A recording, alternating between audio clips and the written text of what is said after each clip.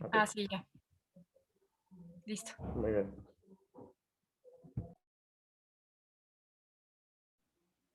Bien, bueno, buenos días. Yo soy Jorge Hernán Coliñán. Como habrán visto allí en el folletito virtual, yo les voy a dar esta clasecita de silogismos. Yo soy estudiante de la Universidad Autónoma de San Luis Potosí. Ya estoy pronto a acabar mi grado educativo. Ya en unos meses con papeles ya seré oficialmente licenciado en física. Solamente comentario para mi educación. Bueno, como les comentó Harold, hubo un cambio entre falacias lógicas y silogismos, porque vimos más prudente empezar por una base y después como ver las contras. Pues bueno, vamos a empezar. Ok. Bueno, para recordar lo que han estado viendo en el seminario, me gusta ir las cosas desde el piso. Y vamos a volver a preguntarnos acerca de cómo es que pensamos las personas, ya al fin de cuentas. Disculpa, ¿se puede quitar el anuncio de que se está grabando? Buena pregunta. Nada más darle continuar.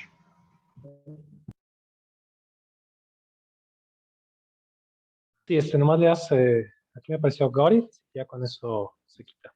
A mí me pasó así. Bueno, ¿sí está bien? ¿Ya se quitó? Sí, gracias. Bien, ok.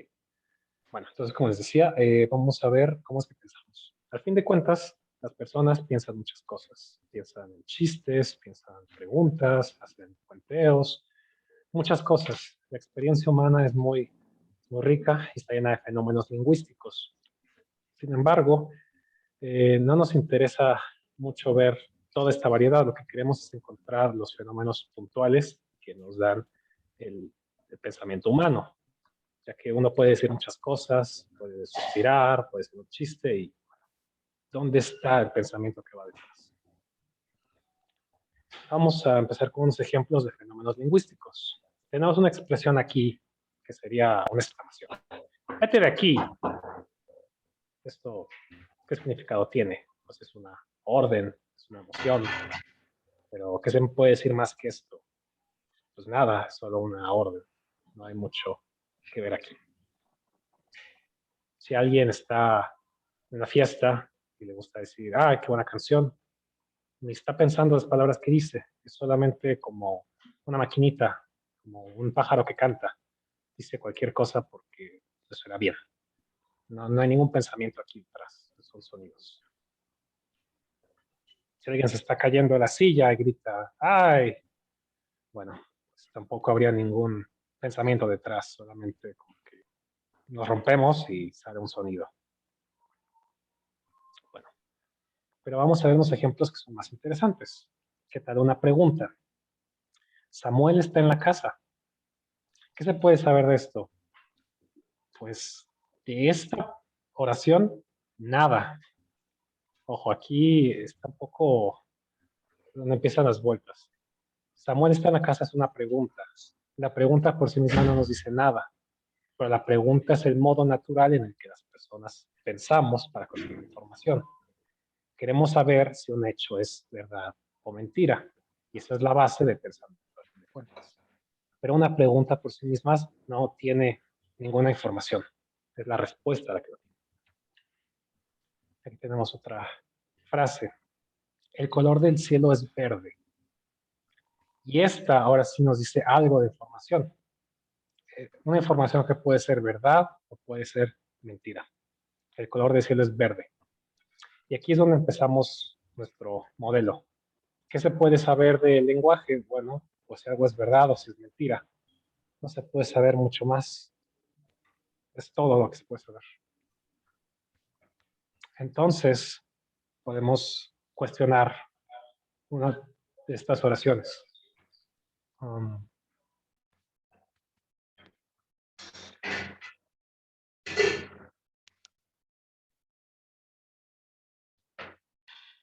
Bueno, un detalle técnico. Bueno, entonces, como les digo, las oraciones se pueden saber si son falsas o si son verdaderas. Por ejemplo, el color del cielo es verde, es falso. El color del cielo es azul, es verdadero. Entonces, este tipo de oraciones Las que dicen una verdad se llaman premisas y son la base del pensamiento. Y solo se puede saber una de dos cosas, si es falso o si es verdadero. De modo que las premisas son las unidades atómicas de la lógica, como ya habían visto antes. Nomás se puede pensar en premisas, no hay nada más. Pero si se dan cuenta, esto es muy importante porque las premisas son las unidades atómicas del pensamiento. No se puede llegar a una cosa más básica que una premisa. Una cosa que puede ser sí o puede ser no. Esto es como se piensa. Aquí hay una cosa interesante porque uno podría llegar a pensar, bueno, esto es lingüística y solo funciona en lenguajes europeos, bla, bla, bla, bla. Pero no, resulta que ha habido una tradición de lógica en otras tradiciones, sobre todo los japoneses la han trabajado mucho, y han llegado a la misma conclusión. Únicamente se puede llegar a saber el lenguaje si algo es verdad o si es mentira, si es falso o verdadero. Entonces resulta que esto es universal el pensamiento humano, no es un resultado del lenguaje. Y bueno, ya que vimos el repaso para que recordan dónde estábamos, vamos a darle duro otra vez. Vamos a dar una cierta anotación y la voy a escribir paso por paso de modo riguroso. Hay un problema al tener que dar un seminario de este modo virtual, que bueno, es más difícil. Las imágenes, solamente hay una pantalla, lo único relevante es la información en la pantalla, y si hablamos de temas abstractos es complicado, pues no hay dibujos, entonces por ahí hay unos ciertos problemas para mostrar información. Así que voy a tener que leer a veces una diapositiva para dar la información. Pero bueno, es para mantener el rigor. Utilizaremos las letras latinas P, Q, R para una premisa cualesquiera, las cuales poseen dos valores, verdadero o falso, con 1 y 0. Así empezamos. Ahora, defino. Dos variables lógicas son dependientes si el valor que tome una coincide con el valor que puede tomar la otra. Son independientes y no son dependientes. Y como ya habían visto en la clase anterior, el modo pictográfico de representar esto es una tabla, se pone una variable y se pone valores de verdad abajo, falso y verdadero. No tiene sentido poner nada más todo verdadero o todo falso porque sería un 1 o un 0 y sin nada que ver. Estas dos tablas, la tabla que está aquí y la tabla que está acá, son la representación de los valores independientes para dos variables y para tres variables. Ahora, defino. Se llama tautología a la constante 1. Se llama contradicción a la constante 0. Y al decir esto me refiero a que toda una columna tendría que ser un 1 o toda una columna tendría que ser un 0. Ya vamos a ver más adelante dónde es que es importante. Ahora, defino. La negación de una proposición P denotada P negada es la proposición cuyo valor de verdad es opuesto al de P. Entonces, si es lo opuesto, pictográficamente se pone de este modo. ¿Okay? Ahora, defino. La conjunción de dos proposiciones P, Q, denotada como conjunción de P y Q, es la proposición que solo es cierta si ambas son ciertas. Entonces, tenemos nuestra tabla de verdad, tenemos una P, tenemos una Q y la conjunción. Entonces, únicamente es verdad si las dos son verdad. Ese es el resultado. Entonces, si se fijan, se había comentado que tautología sería si todo esto fuera un 1 y bueno, aquí nomás tenemos un 1. Eventualmente va a salir.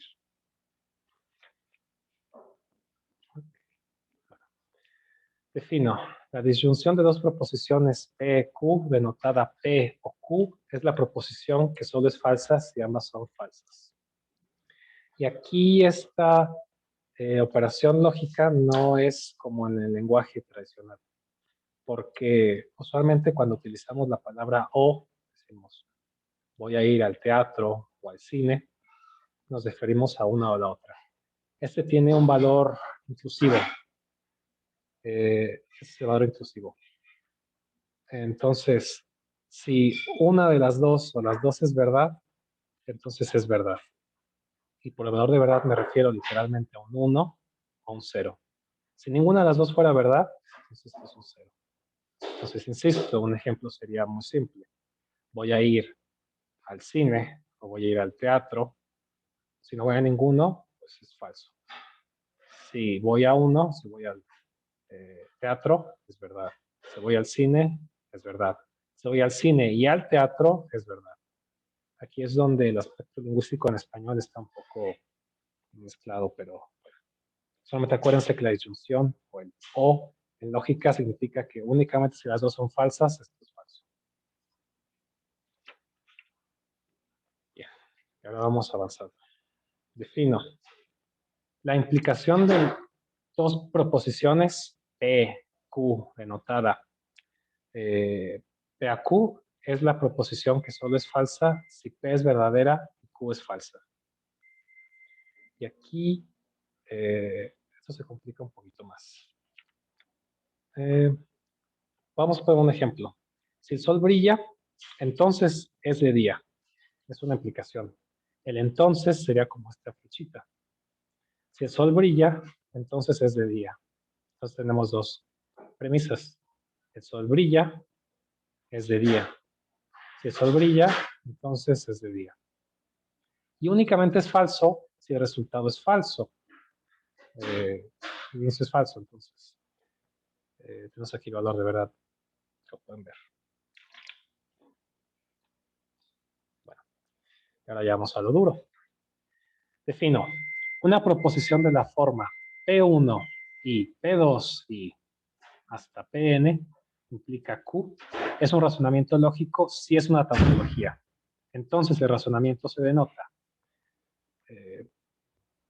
P y Q, perdón, P1 y P2 hasta Pn, entonces Q.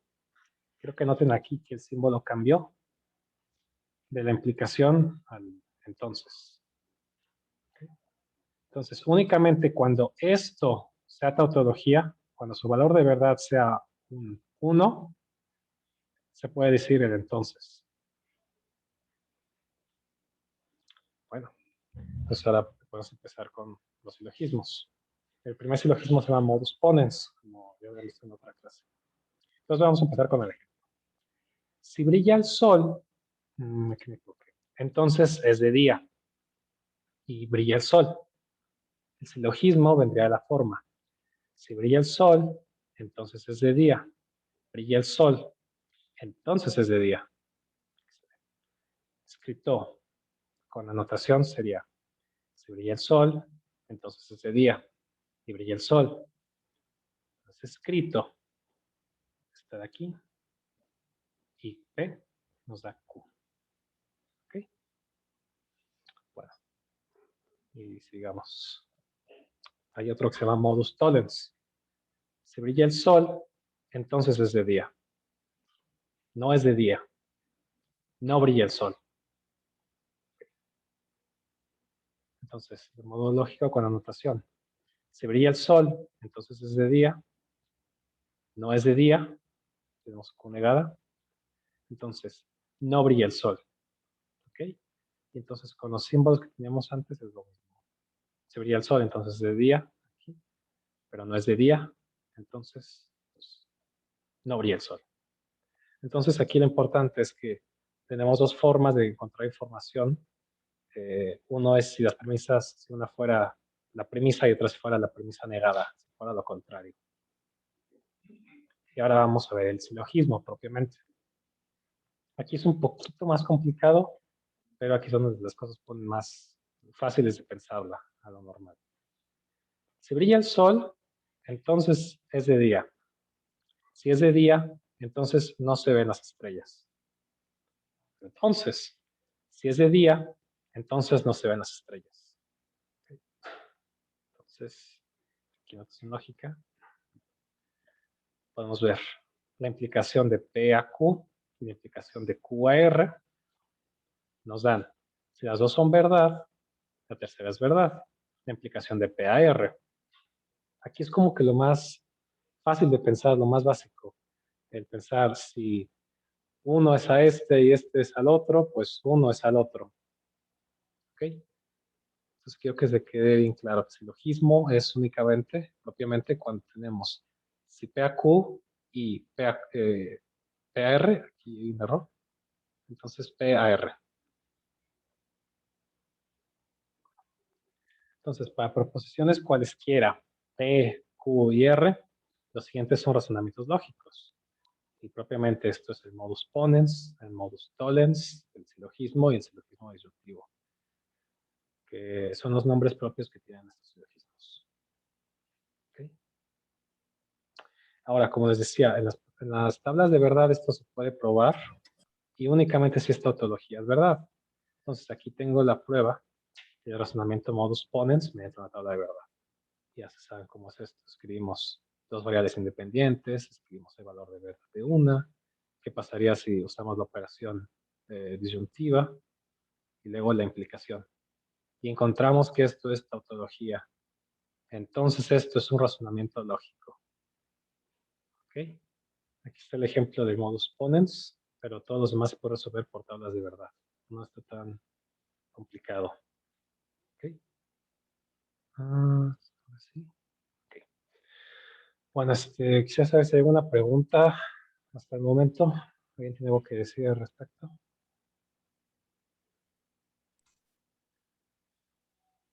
Todo bien. Bien, bien, todo claro. Ok. Entonces, ahora quisiera hablar aquí del problema que surge luego para darse cuenta de las premisas, a fin de cuentas. Por ejemplo, quisiera hablar nada más de la negación, que eso es muy complicado darse cuenta a veces con una premisa y la premisa negada. Por ejemplo, supongamos que tenemos una premisa cualesquiera, así que no afecta a nadie. Supongamos que la premisa es enjuiciar a un expresidente. ¿Cuál sería la premisa negada? ¿Alguien me quiere dar la premisa negada de enjuiciar a un expresidente?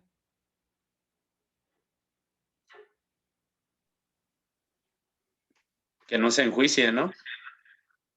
Que no se enjuicia a un expresidente, exacto. Pero ¿cuál sería un razonamiento erróneo, por ejemplo? ¿Alguien ve cuál sería cómo se puede malinterpretar esto? Si el razonamiento es que se enjuicie a un expresidente, en retórica alguien puede agarrar y decir, bueno, el razonamiento erróneo, contrario sería que se libere a un expresidente. Hay como que una dicotomía falsa que se hace creer solamente retórica. Pero viéndolo lógicamente, es más simple. Más bien se encuentra como tres opciones. Por ejemplo, tenemos otro ejemplo que sería legalizar el aborto. La contra de legalizar el aborto, ¿cuál sería?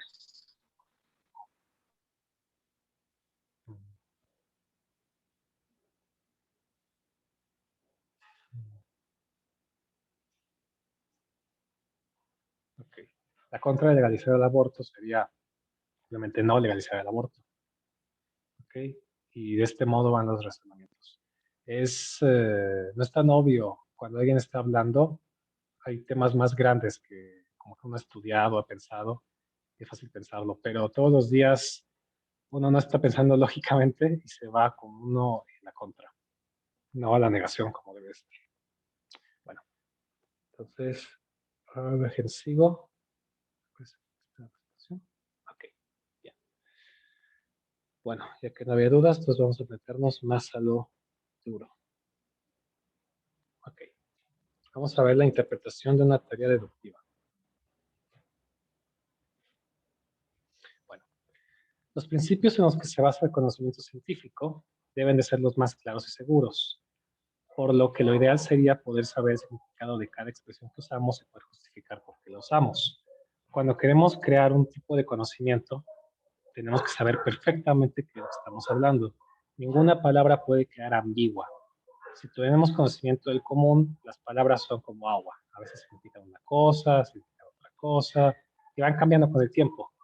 Si queremos tener un conocimiento contundente, un conocimiento certero de la realidad, lo que tenemos que hacer es dar una serie de palabras que no sean ambiguas en más mínimo. Por eso en el pasado se utilizaba el latín, ya que es una lengua pues, ordenada, se puede decir que más lógica, y la ambigüedad es difícil de encontrarla ahí. Aunque el orden de las palabras sean distintos, la ambigüedad no existe.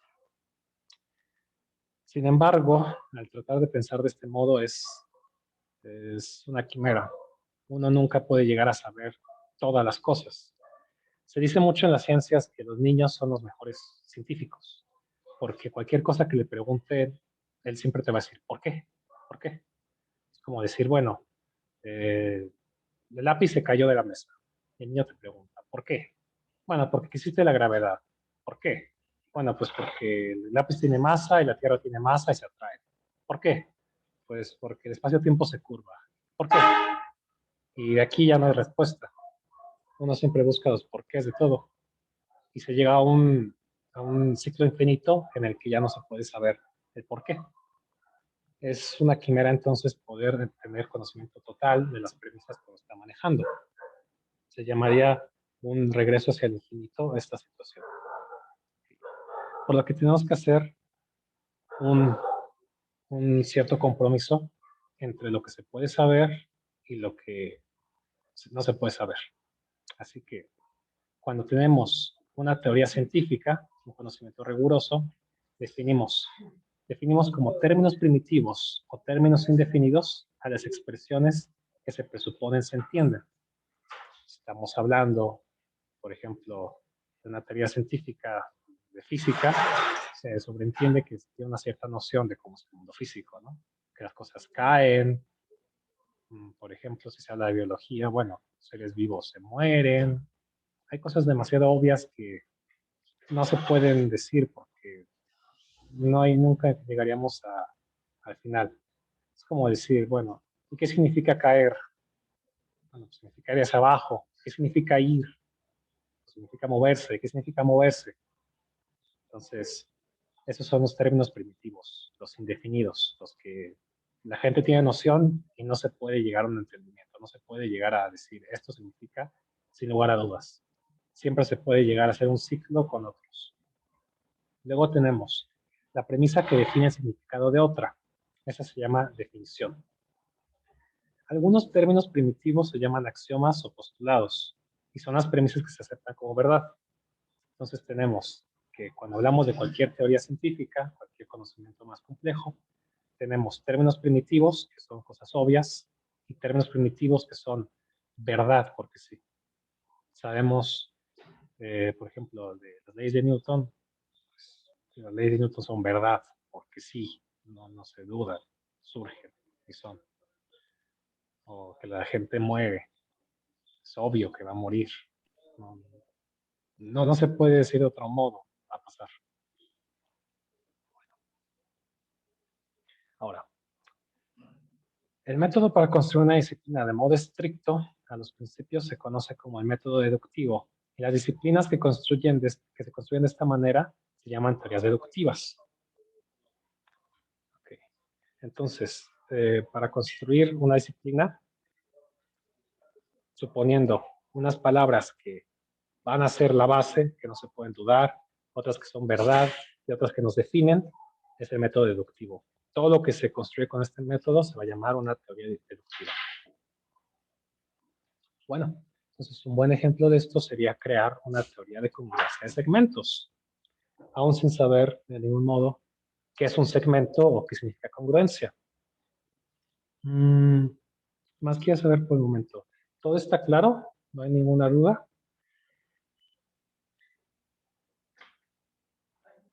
Bueno, creo que todo está claro. Esto sigue y sigue. Bueno, entonces, pues aquí insisto. Bueno, vamos a crear una teoría de congruencia de segmentos sin decir qué significa congruencia, sin decir qué significa segmento. Supongamos, entonces, que la variable x, y y z denotan segmentos. ¿Qué es un segmento? No tengo la menor idea. Supongamos que el símbolo S con un igual significa el conjunto de todos los segmentos. S es que significa los segmentos y el igual es que es parte de. Y en conjunto, pues algo que está dentro. Eso es como muy obvio, no se define. Designamos la fórmula x igual a y, que significa los segmentos x y y son congruentes. Entonces, insisto, lo único que sabemos es que x es un segmento, s son los segmentos, e igual es que son congruentes. Y ya. Nuestra teoría de congruencia de segmentos está definida con las premisas primitivas. Ahora surgen los axiomas, las cosas que son verdad, cosas que no puedo probar. Para cada elemento X del conjunto S, X es congruente con X. ¿Okay? No lo puedo probar como verdad, pero no es una definición que pueda decir, tiene que decirse sí o no. Entonces, sí. Si yo digo que X es congruente con X. Luego, el otro axioma es, para cada elemento X, Y y Z del conjunto S, si X es igual a Y e Y es igual a Z, entonces X es igual a Z.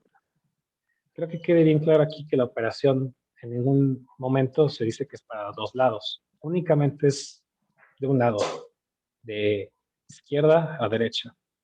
Si X es a Y e Y es a Z, entonces X es igual a Z. Un poquito como hemos visto antes, por silogismo, pero aquí no hay nada más que esto, la teoría de los congruencia. De aquí, de no tener ni idea de lo que es una congruencia, ni lo que es un segmento, y nomás suponer que tal, entonces tenemos, para cualquier Y y Z del conjunto S, si Y es igual a Z, entonces Z es igual a Y. Encontramos entonces que lo opuesto es verdad, sin decirlo en un principio. No tenemos más conocimiento más que esto surge. Y luego, para cualquier elemento X y Y y Z del conjunto S, si X es igual a Y y Y es igual a Z, entonces X es igual a Z. Entonces, insisto, hemos encontrado que hay una operación que va hacia los dos lados, pero nunca presupusimos esto. Esto surgió de tener unas ciertas definiciones y de algo que parece demasiado obvio.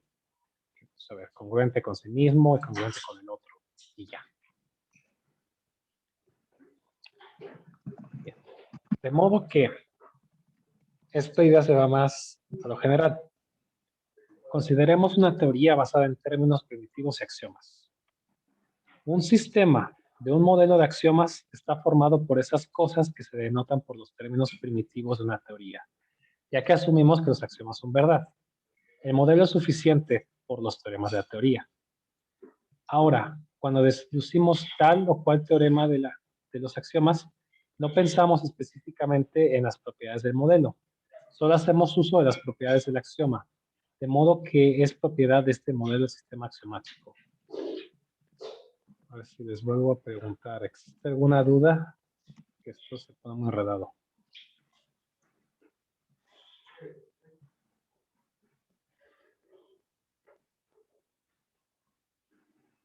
Bien, ok, entonces sigo con la consecuencia.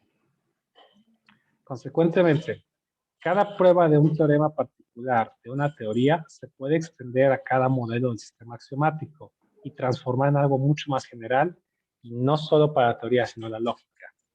Entonces, recordamos aquí que la lógica es como la horma que nos da cómo se piensa.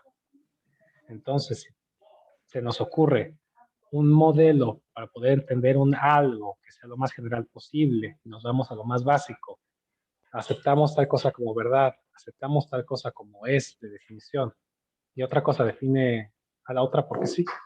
Encontramos que no solamente esto sirve para esta teoría que encontramos, sino es general. Es como una norma general para cualquier tipo de conocimiento. Ok. Esto se llama ley de deducción. Y en general, ya tenemos que cada teorema de una teoría deductiva dada se satisface por cualquier modelo del sistema axiomático de esa teoría. Y cada teorema corresponde a una proposición general que se puede formular y probar en el modelo lógico que se establece. Y establece que el hecho de que el teorema en cuestión se satisface por dicho modelo. Okay. Entonces, de modo un poquito más simple, cuando estamos agarrando un teorema que definimos por sí mismo de una teoría que sigue estas reglas, encontramos que los axiomas o un sistema de esta misma teoría se van a generar. Cuando estamos tratando de demostrar algo dentro del sistema que definimos, no pensamos en todas las propiedades que tiene el sistema. pensamos únicamente en las propiedades de la definición que estamos usando, en los teoremas que definimos. No pensamos en lo todo. Pero por sí mismo, el modelo lógico en cuestión se satisface. Bueno, les digo, esto se sigue escalando y sigue escalando. No sé si alguien tenga una duda, algo que quiera comentar.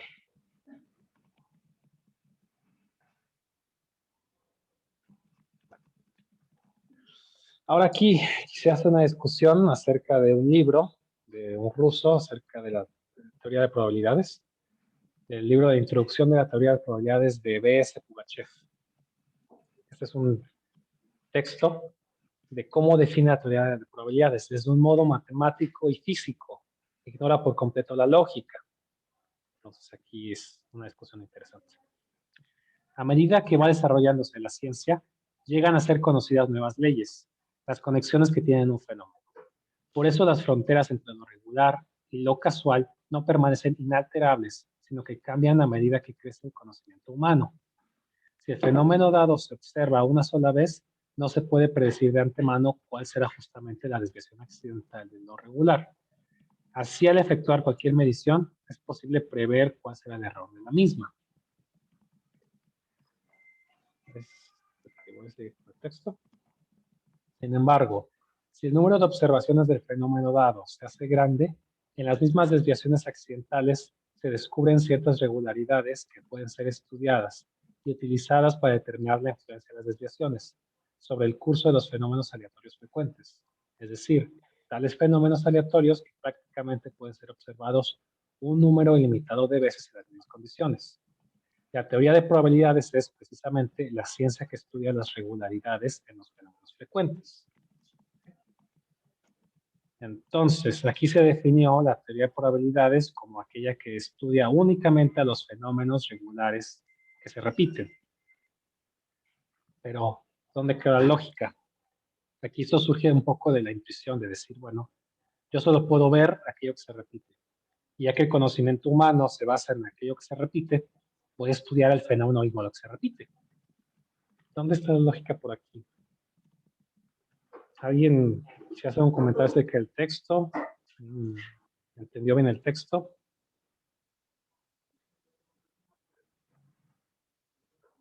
Yo no lo entendí muy bien. ¿Me lo puedes volver a explicar, por favor? Sí, claro. Esto es lo importante. Bueno, voy a verlo más a medida. Bueno, al principio lo que dice el texto es que mientras el conocimiento va avanzando, se entienden más conexiones acerca de un fenómeno. Por ejemplo, antes se sabía que cuando tienes una barra de metal y le pones una piedra llamada magnetita y la frotas, esta se imanta, ¿no? Después se entendió que si esa cosa la haces mover rápido en un anillo, vas a generar electricidad. Entonces, eventualmente, pasados los siglos y los siglos, se fue entendiendo mejor el fenómeno. A un cierto fenómeno de la naturaleza, cualquier cosa que pasa, cuando pasa el tiempo, se saben más cosas de él. Empezamos. Sin embargo, si existiera un fenómeno que pasa una sola vez, por ejemplo, un milagro, algo que solo pasó una vez, no se podría predecir cuándo volverá a pasar o cuándo pasó anteriormente. Sería solamente un fenómeno raro, algo que pasó una vez y ya. Un milagro existió y solo yo lo vi, fue maravilloso. Pero no se puede saber, no se puede hacer conocimiento de él. Si hacemos eh, una medición y frecuentemente la medición se va volteando a lo que teníamos una idea, podemos entonces saber que hay un error que no estamos tomando en cuenta. No tenemos que saber el error, solo tenemos que saber qué pasa siempre, de modo regular. Entonces, un ejemplo de este más práctico sería la teoría de aquellos mecanógrafos al escribir tienen ciertos errores. ¿Qué tantos errores por segundo van a tener? Hay un fenómeno aquí que nos está desviando las palabras. Si bien no podemos estudiar el fenómeno de la desviación del texto en los mecanógrafos, podemos estudiar la desviación por sí misma. La teoría de las probabilidades es precisamente la ciencia que estudia esta regularidad, los fenómenos frecuentes. ¿Quedó algo más claro? Sí, pero Sí, a mí ya me queda un poquito más claro. Entonces, muchísimas gracias. Así con los ejemplos es como más claro. Gracias. sí, pero por ejemplo ahí en lo que dices que ocurre un fenómeno que no se había venido repitiendo, no había surgido con regularidad, y haces la pregunta que precisamente entonces, ¿dónde queda la lógica? ¿Qué pasaría con ese fenómeno? Yo pensaría, si quieres, como fenomenológicamente, que la lógica del milagro está en la lógica del milagro, en que por algo sucedió. Hay una lógica para que eso pueda ser, pero no sé, quisiera escuchar tu respuesta de entonces dónde queda la lógica si surge un milagro, por ejemplo. No, claro, claro, pero es que fíjate que lógica únicamente estudia las relaciones, no estudia la veracidad de las premisas. No existe una lógica como tal de milagro. El milagro es porque es. Ese es otro territorio, pues a fin de cuentas epistemológico, pero pues sí, o sea, me refiero a que no se puede negar la existencia, por ejemplo, de un milagro, de algo que sucede porque sí. Pero Mm. acuérdate bien que lógica únicamente estudia las relaciones entre premisas, no estudia la veracidad de las premisas. Ah, ok. Entonces, exacto. Sí, sí, sí, sí. Pero, sí. Pero insisto, lo que quiero es que pregunten, porque yo sé que el texto es pesado. Entonces, la pregunta aquí fuerte es, ¿cómo es que deduje yo únicamente de mi intuición y matemáticas que tiene que existir una teoría para escribir cosas que no puedo saber? ¿Dónde quedó la lógica? No sé si sí les quedó un poquito más claro mi comentario. ¿Podrías repetir la pregunta? ¿Cómo es que deduje únicamente de mi intuición? Sí, exacto. Ajá, Básicamente, ok, básicamente, después de este texto se queda. ajá, Hay ciencia que se hace por claro, estudiar cosas que se repiten. claro. Sin embargo, hay cosas que se repiten que yo no entiendo. Ajá, ¿Qué pasa? Que yo estudio las cosas que se repiten. Entonces descubro la teoría de las cosas que se repiten con regularidad, la teoría de las probabilidades. Ok. Sí, sí quedó claro por ahí. sí, sí, está bien padre. No, no, no, está bien, es una cosa muy interesante. Lo que pasa es que, ¿No? bueno, yo lo veo desde el punto de que hacemos las cosas como por inercia, pero no las analizamos. ¿Sí me explico? Exactamente. Entonces, a partir de esto me da pie, a ver, estoy viendo que se repite esto, ¿qué está pasando? Y entonces empiezo a usar mi razonamiento, es esa parte de mi cerebro que me permite ser diferente a los animalitos. Bueno, esa es una de las razones por las que yo entré a este curso, Sí, en porque, efecto. porque eso Sigue, me sigue. pasa, o sea, yo veo cosas que se repiten y quiero entender qué es lo que está sucediendo. Y hay un lenguaje muy práctico que puede ser muy sencillo y lo podemos acomplejar lo más que queramos para entender un fenómeno. Muchas gracias. Estoy muy No, emocionada. está bien. No, exacto. Eso, es que esa es justamente la interacción que estoy buscando, porque yo sé que esto es muy pesado. Entonces, exactamente como tú lo dices, me describiste justo lo que estaba planteando, que uno, a diferencia de los animales, ve cosas que se repiten y quiere entenderlas. Entonces, como un ejemplo pesado, les puse, ¿qué tal que estudiamos por sí mismo las cosas que se repiten? Eso se llama teoría de las probabilidades. Pero eso puede surgir de la intuición nomás.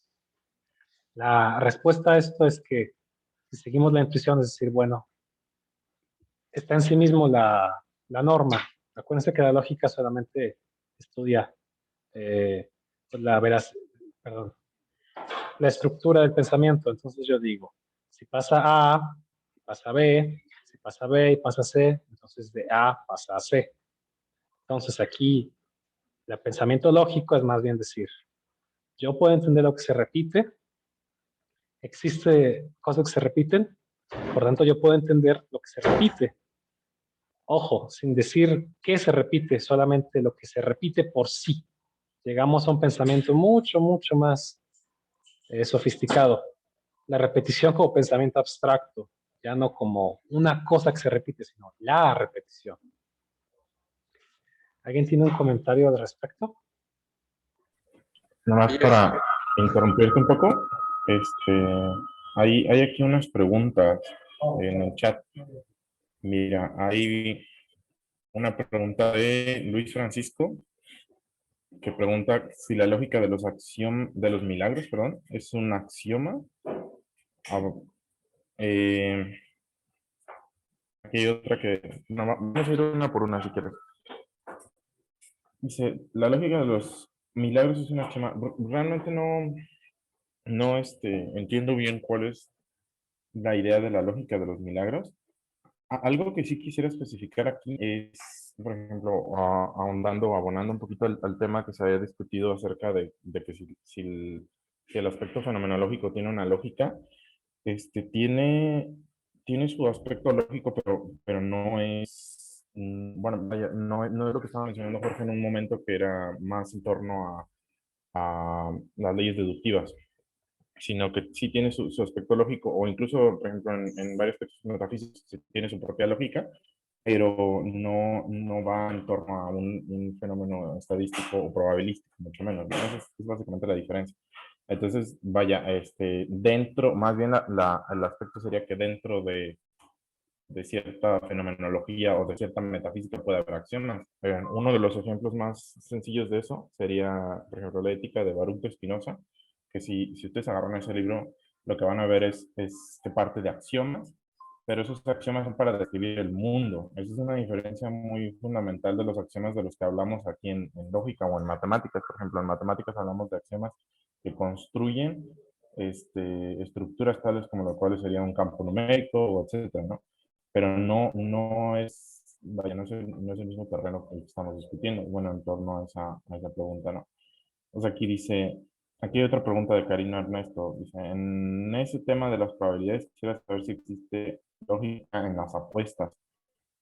Y bueno, pues en las apuestas que sería más bien un aspecto probabilístico, ¿no? Más bien, es una lógica en las apuestas. Sí, porque insisto, no se puede entender por completo el fenómeno de una ruleta, por ejemplo. No está completamente descrito la ciencia de la ruleta. No se tiene 100% seguridad de qué va a pasar. Sin embargo, pasa tantas veces del mismo modo que se puede llegar a saber pues qué tanta distribución va a haber, ¿no? Por ejemplo, si la ruleta tenemos casi mitad negro, casi mitad blanco y un verde, al final lo que pasa es que en mayoría vas a seguir perdiendo tú, el casino va a ganar. Entonces sí, tiene una lógica las apuestas, pero más que lógica las apuestas en sí, tiene lógica las cosas que se repiten de modo frecuente. Entonces, ese es exactamente el punto. Más que pensarlo como lógica de las apuestas, más piénsalo, lógica de lo que se repite y existe, por lo que dije. Si partimos entiendo lo que se repite, y esto se repite, puedo entender el repetir como abstracto. Ese es exactamente el punto.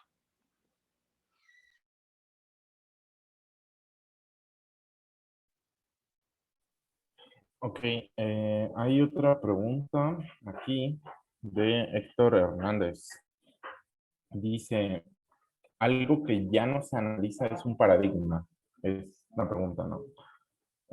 Bueno, aquí, pues, parte de, es correcta esa pregunta, pero más bien hay que preguntarnos qué es un paradigma, ¿no? Un paradigma, pues, depende de la definición que le des. Realmente no sé bien a qué te refieres con paradigma, pero en esencia sí puede haber cierta punto ya de detenimiento, si lo quieren llamar así, en donde ya no se empieza a buscar nuevas fronteras epistemológicas, no se empieza a buscar nuevo conocimiento, ¿no? Y sí, parte es mucho ponerse un aspecto estático, pero también de conveniencia, ¿no? Muchos de los paradigmas, por ejemplo, paradigmas científicos, pues convenían en su época, ¿no? Convenían porque ya no había nada que buscar, o todas las leyes o convergían hacia un cierto punto, que ya no habría que buscar nada más. Por ejemplo, uno de los paradigmas científicos más populares fue el de Lord Kelvin, ¿no? Entonces Lord Kelvin básicamente había ya mencionado que la física ya se había acabado y que ya no había nada que descubrir, ¿no? Pero en efecto ya no había ninguna nueva estructura de pensamiento ni ninguna nueva teoría revolucionaria hasta que esta hubo, ¿no? Muy poquito después. Entonces a lo que se refiere un poquito más el aspecto del paradigma, pero sí tiene cierta carencia de análisis, más que nada de una teoría revolucionaria o de una teoría que empiece a debilitar los cimientos epistemológicos en los cuales estaba construida la teoría anterior. A eso se refiere un poquito más el efecto de paradigma.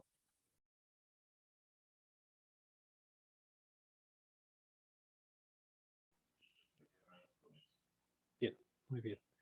Ok, entonces, solo para dejar esto que estuvo un poco en abstracto, lo de la teoría de las probabilidades. Hay muchas cosas que no existe una teoría científica para entenderse. No hay una teoría científica acerca de los tiradores. Cuando tú tienes una pistola y disparas a una diana, le vas a atinar, vas a fallar tantas veces. O una teoría exacta de qué tantos errores en una fábrica que hace guantes van a haber al año. Se tendría que saber por completo, bueno, tantas fábricas, perdón, tantas máquinas hay, tantos obreros hay, qué obrero va a tener un mal día, en qué día, el metal que ya se va a vencer, la banda se va a calentar de más. Sin embargo, si se estudia a lo grande todas las máquinas durante un periodo de tal vez 2, 3 años, se puede llegar a saber que se repiten ciertos errores. Se puede llegar a hacer una teoría del conocimiento de los errores de una fábrica. Esas cosas que pareciera que nunca se puede llegar a entender, se llegan a entender. Un ejemplo más interesante, en mi opinión, es que no se sabe bien lo que es la conciencia. Esa es una pregunta muy, muy dura. Sin embargo, existen psicofármacos que pueden ayudar. Por ejemplo, la depresión es una enfermedad que no se entiende por completo, porque no se entiende lo que es pensar para empezar. Así que para encontrar una medicina se hace prueba y error. Se hace, bueno, pues la persona está mal y parece que tiene depresión. Suponemos que tiene depresión. Le vamos a dar tal químico. Y si jala, pues bien. Si no jala, pues qué mal.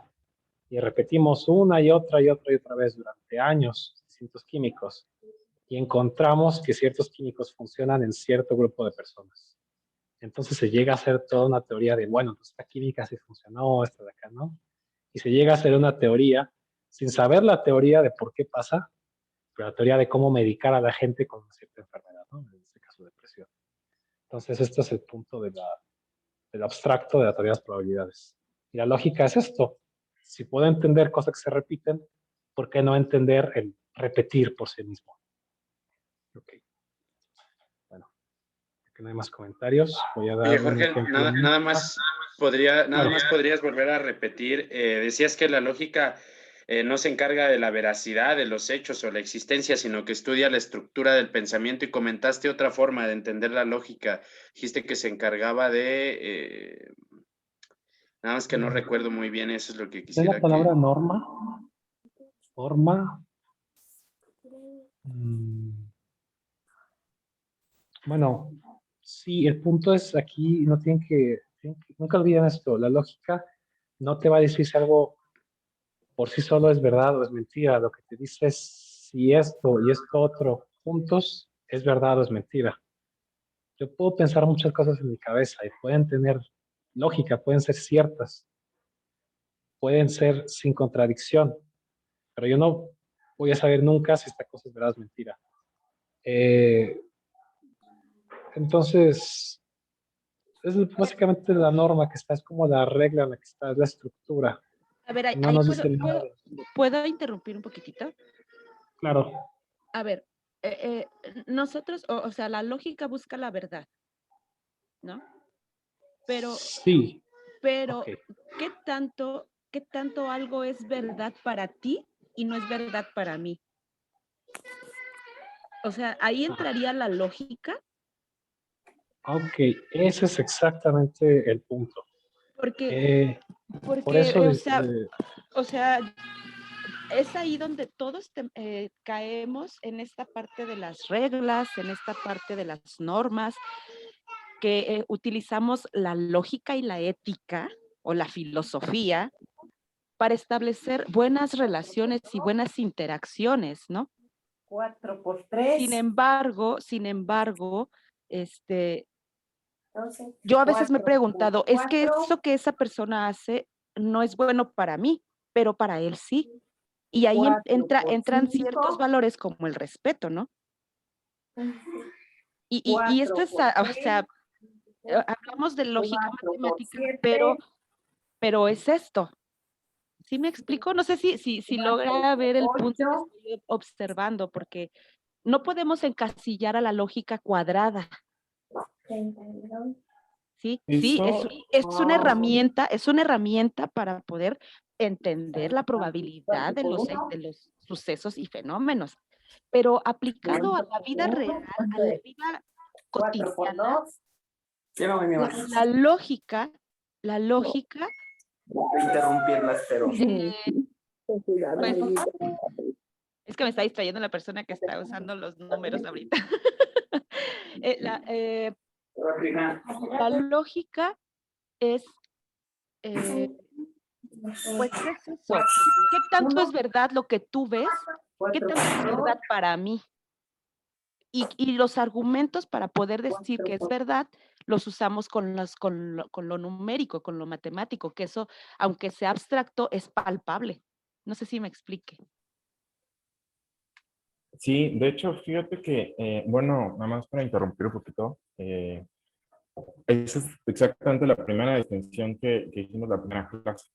De hecho, me gusta que regrese esa duda otra vez o que regrese a ese problema, porque es un problema que les dije que iba a ahondar en su mente y que debería de, porque es el principal aspecto en el que, bueno, no sé, sé que esa no es tu intención, pero hay mucha crítica hacia la lógica por parte de mucha gente que toma esta postura, o sea, que toma la postura de decir, bueno, hasta qué punto divorcio la lógica de mi experiencia personal o qué tan aplicable realmente es, porque es muy, muy común preguntarse eso. De hecho, hay muchos filósofos que se preguntan eso genuinamente, ¿no? Que dicen, oye, pues qué tan aplicable realmente es la lógica, o sea, qué tan aplicables son esas leyes que parece ser que se tienen que cumplir una serie de normas muy específicas para que pueda aplicarlas, ¿no? Lo cierto es que hay una distinción básica entre la lógica. De hecho, les hablé en la primera clase que era entre arte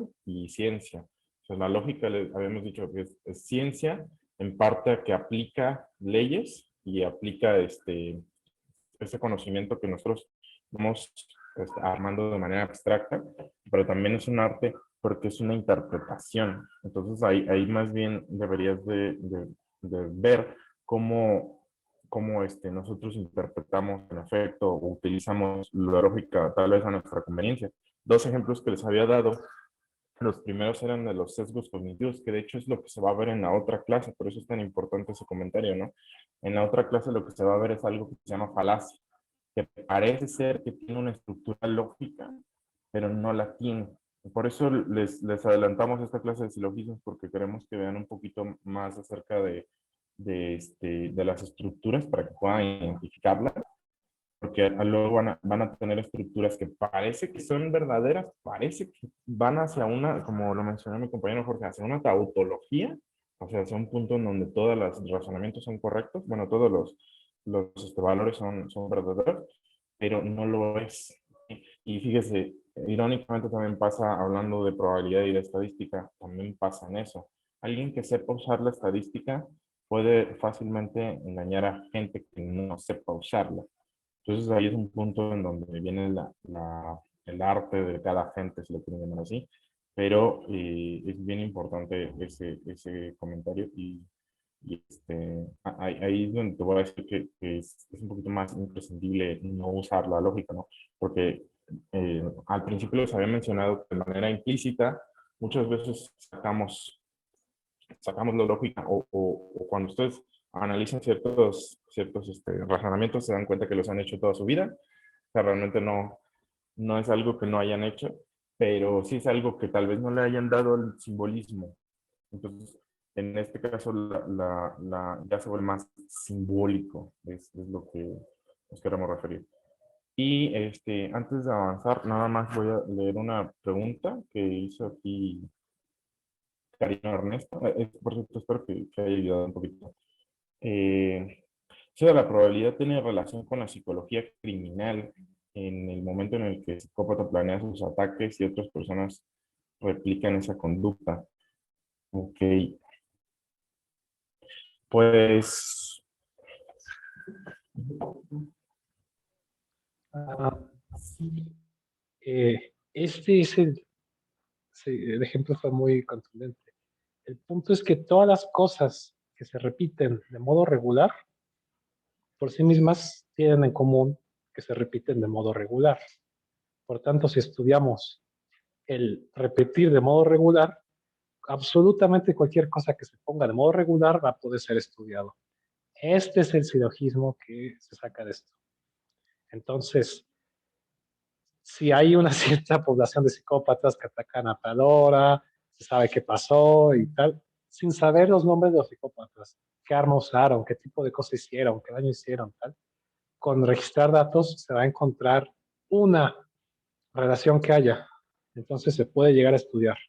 Entonces, sin saber perfectamente de qué son las emociones, el ambiente, factores externos, ambientales, lo que sea, efectivamente se va a poder llegar a saber qué tanto van a atacar psicópatas naturalmente en el mundo, por ejemplo.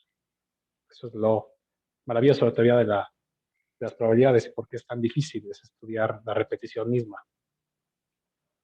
Bueno, y por cierto, con otra pregunta, eso fue excelente. Es justo el punto de lo que vamos. Es justo lo que quiero dejar bien en claro, digamos. Okay. Bueno, entonces ya que por fin agarramos calor. Sí. Ok. Bien.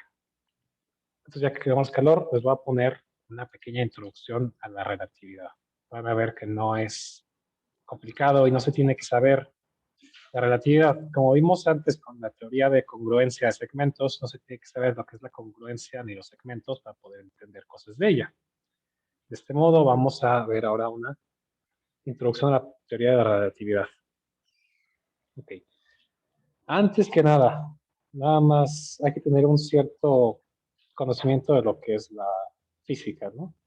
Sabemos que hay cosas que se mueven y pues cosas muy básicas. Solamente voy a hacer este ejemplo una vez. Si tenemos un carro que se mueve hacia el norte a 10 kilómetros por hora por una hora, pues habrá avanzado en una hora 10 kilómetros. Y ya. ¿Okay? Esa es como la intuición que tenemos que tener para entender esto. Ok. Ya que tenemos esta intuición, las cosas se mueven, velocidad, distancia sobre tiempo, pues ya podemos dar. Quiero que vean este sistema. Es un sistema bien simple. Únicamente tenemos tres cosas. Tenemos una personita que está quieta en la acera. Tenemos dos carros que van en una carretera. Van paralelos con velocidades diferentes. Por eso las flechas tienen magnitudes distintas. Nos interesa el carro negro, pero también el carro blanco. ¿Ok? Entonces este sistema está fácil de entender lo que está pasando. Vamos a entenderlo un poco más. ¿Qué pasa si nosotros estamos en el monito? Nosotros somos la persona y tenemos este punto de vista. ¿Okay? Tenemos un punto de vista desde el monito, que estamos quietos. Nosotros vemos que hay un carro que se mueve a una cierta velocidad, lo podemos llamar B1 o lo que sea. Y vemos que el carro negro se mueve a otra velocidad, B2, que es lo que sea. Podemos decir que una es más grande que la otra. Y ya, no hay más que decir. Aquí se me olvidó, pero digamos que el sistema se va a llamar K. Coordenado. ¿Qué pasa si tenemos otro punto de vista? Es donde va un poco la pregunta de qué ve otra persona, qué es lo que entiende el otro. Supongamos que ahora nuestro punto de vista fuera un carro blanco. Si tenemos el carro blanco, va a ver que el carro negro, es el que nos importa, se mueve con una cierta velocidad de 3, que es alguna. y ve que la personita se está moviendo en sentido contrario con una velocidad. Cuando nosotros hemos ido en un carro de pasajeros o estamos en el camión, vemos como que el mundo se va hacia atrás. Eso es lo que vemos puntualmente. ¿Ok? Esto es lo que se ve. Entonces, para repetir, para empezar a retirar, tenemos un sistema muy simple donde hay una carretera, hay dos carros que se mueven paralelos a velocidades constantes, no están acelerando, no están girando, se están moviendo así, y una persona quieta. Y tenemos dos puntos de vista. El punto de vista de una personita que está quieta y el punto de vista de un carro que se está moviendo. Y como pueden ver, ven cosas distintas. Okay. El sistema está claro. ¿Alguien tiene alguna duda de esto? Entonces se diría que también vamos a colocar un poquito en situación. O sea, depende de qué esté viendo, si voy en el auto o si estoy viendo parado, cómo pasan esos dos carros, ¿no? Exactamente es eso. Exactamente es eso. Vamos a ver que se pueden Por ahí. poner los dos puntos de vista en Ajá, exactamente. Entonces ahí yo tengo, y eso pudiera entrar como en la empatía, por ejemplo. O sea, ese es el problema. a ver, ajá, a Sabemos ver. muy bien, ok, es que es el problema. Sabemos muy bien lo que son los cuerpos en movimiento. Hay una teoría científica, se han hecho experimentos, se sabe cómo se mueven naturalmente. Esto es newtoniano a fin de cuentas, pero ya hay una intuición de lo que es Newton, así que no hay que contarlo. Las cosas se caen, se mueven. ¿No? Pero ¿qué es la empatía? ¿Qué son las emociones? Eso es una cosa que no se puede entender. Un poco como más, bueno, ya epistemológicamente propiamente existen dos tipos de fenómenos. Los del mundo de la realidad tangible, o los fenómenos físicos, que se pueden entender en su totalidad, y los de la conciencia. Y esto es un mundo que no se ha explorado del todo. Entonces, es muy distinto hablar de un cuerpo en movimiento a hablar de una emoción. Entonces, Pero ahora en este momento está muy de auge. O sea, ha habido muchísimos, a lo mejor, pues, sí son científicos, ¿no? Porque han estado estudiando esta parte de la neurología y la psicología y todo esto. Remontémonos a Carl Jung, remontémonos a Freud, que pues son los que más me sé, ¿no? Y ellos han establecido algunas teorías que ahorita ya son aplicables y que ahorita estamos, bueno, yo lo digo porque yo estoy yendo a terapia y yo estoy viendo que lo que me faltaba a mí para poder entenderme era precisamente el concepto de las cosas, el concepto de las emociones, porque yo no le podía poner nombre, o sea, no me cabe la menor duda de que somos de conceptos y de simbolismos. Si yo no le pongo un símbolo a una emoción, si yo no la asocio con algo, pues no la conozco y no la reconozco y sufro por eso. Yo siento que en esta época, en esta etapa, vamos ¿cómo se dice? Vamos a trascender a las emociones, ¿sí? ¿Por qué? Porque hay un background, de todo esto y ahorita ya hay personas que se están dedicando a trabajar eso y a difundirlo. Lo estamos haciendo. Entonces, ¿qué tenemos que hacer? Pues empezar a conceptualizar, empezar a asociar con esos símbolos para poder entender estas emociones y conjugar todo, conjugar la lógica matemática con las emociones. Ok, me está pasando esto. Eso es la terapia cognitivo-conductual. ¿Cómo? Y no soy psicóloga, lo digo porque yo estoy yendo a terapia. Yo soy científica, sí, yo estoy estudiante. Y lo que veo es eso. A ver, ¿cómo estoy pensando? ¿Cómo mi cerebro produce un pensamiento? Ese pensamiento, ¿qué emoción me está provocando? Y esa emoción, ¿qué reacción me está provocando? Eso ya es probabilidad. Eso ya es lógica matemática. A ver, ¿estoy equivocada o no? No, eso, Es un aspecto, bueno, nada más hace falta como diferenciar, como bien dices, los conceptos, está bien, pero me refiero a, hay que ser un poquito más rigurosos en eso, hay que ser más delimitados, o sea, por ejemplo, una cosa es una cosa y otra cosa valga la redundancia, otra cosa, ¿no? Bueno, lo que quiero referir aquí en cierto aspecto es, por ejemplo, lo que mencionaba Jorge, es que tal vez no podemos tener exactamente la manifestación de la experiencia que se tiene al tener empatía como tal. Por ejemplo, es importante saber eso, ¿no? Hay mucho o en general de cualquier movimiento social, muchas veces no podemos entenderlo de forma, a lo mejor podemos entenderlo de forma conceptual, lo cual en efecto estoy de acuerdo con esa premisa en la que se corresponde a argumentar el hecho de que los conceptos nos ayudan a mapear de forma más eficiente mentalmente nuestras circunstancias, pero no podemos nosotros experimentar el sentir. Esa es la diferencia que hace esta Jorge, ¿no?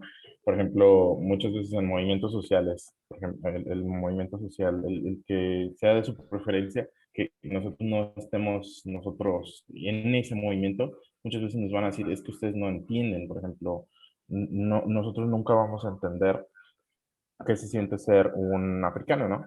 Porque a lo mejor podemos entenderlo de forma conceptual y sería muy importante saber cuáles son las circunstancias que tienen en África, pero tú no puedes experimentar eso, no puedes, no puedes meterte en la carne. Eso es a lo que nos queremos referir.